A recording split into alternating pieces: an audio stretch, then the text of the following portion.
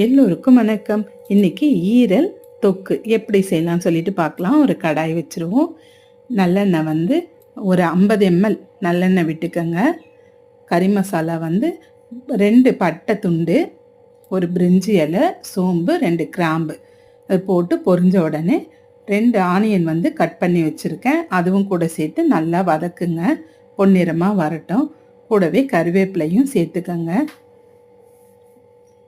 இஞ்சி பூண்டு பேஸ்ட்டு வந்து 1 டீஸ்பூன், நல்ல கோபுரமாக 1 டீஸ்பூன் சேர்த்துக்கங்க. நான் 1/4 கிலோ ஈரல் வந்து கழுவி க்ளீன் பண்ணி வச்சுருக்கேங்க. இதுவும் நல்ல பச்சை வாடெல்லாம் போட்டங்க. நல்லா வதக்கி கொடுங்க.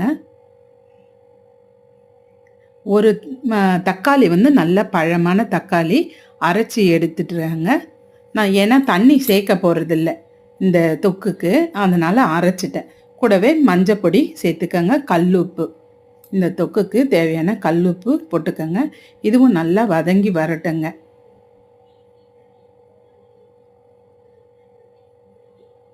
இது வந்து மிளகு, சீரகம், காஞ்ச மிளகாய், பட்டை, லவங்கம், இதெல்லாம் கறி மசாலாலாம் வறுத்து பொடி பண்ணதுங்க. மிளகு வந்து அதிகமாக இருக்கும், அது பொடி பண்ணி வச்சுருக்கேன், வறுத்து பொடி பண்ணி வச்சுருக்கேன். லாஸ்ட்டாக அது போடுவோம். ஈரல் வந்து 1/4 கிலோ ஈரலை இப்போது தக்காளி நல்லா சுருண்டு வந்தோடனே ஈரல் போட்டு நல்லா வதக்கி கொடுங்க. இந்த தக்காளி இந்த தண்ணியிலேயே தாங்க, ஈரல்லையும் தண்ணி விடும், அந்த தண்ணி தான், தண்ணியே சேர்க்கப்படுறதில்ல. இது வந்து குழம்பு மிளகாய்த்தூள், வீட்டில் அரைச்ச குழம்பு மிளகாய்த்தூள் 1 ஸ்பூன் கோபுரமாக சேர்த்துக்கங்க. காரத்துக்கு நல்லா கலந்து கொடுங்க. உப்பு இருக்கா பார்த்து சேர்த்துக்கங்க. தட்டு போட்டு மூடி விடுங்க. ஒரு 10 நிமிஷம் சிம்மிலேயே அப்படியே இருக்கட்டுங்க. நல்லா எண்ணெய்லாம் பிரிஞ்சு அந்த தண்ணியிலேயே நல்லா வெந்து உங்களுக்கு இந்த மாதிரி நல்லா தெரியும். அந்த நேரத்தில் கொஞ்சம் கலந்து கொடுத்து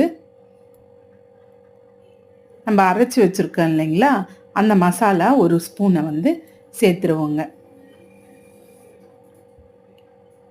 அப்படியே நல்லா கலந்து கொடுங்க.